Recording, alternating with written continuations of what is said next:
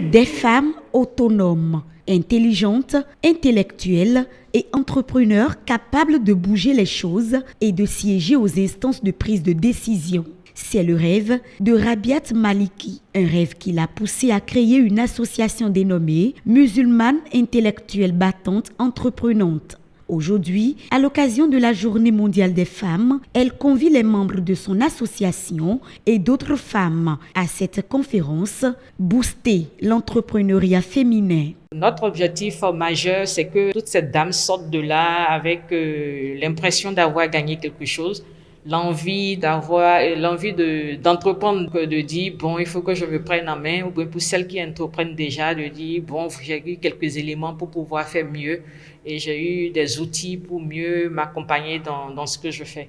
Nous sommes autour de la Journée mondiale des droits de la femme et donc c'est important aujourd'hui d'apporter l'information aux femmes, l'information technique, le nécessaire qu'il faut pour booster l'entrepreneuriat féminin.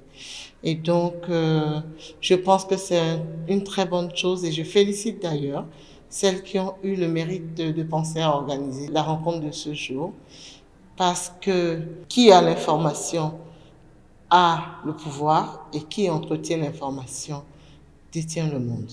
À ce rendez-vous de partage d'expériences, les dames ont eu droit à plusieurs communications relatives à l'entraide et à la valorisation de la femme. Des femmes entrepreneurs sont également conviées au pupitre pour partager leur expérience et challenge. C'est très important de s'inspirer des autres pour pouvoir mieux se corriger, se remettre en cause. C'est vraiment le point fort d'un ou d'une entrepreneur parce que ça nous permet de nous mettre en avant, de voir tout ce qu'on peut corriger, en s'inspirant de tout ce que les autres font et de voir aussi comment on peut être fier aussi de ce qu'on fait. Chacune de ces femmes repart avec des idées utiles et constructives afin de se réinventer et de s'imposer dans tous les secteurs d'activité.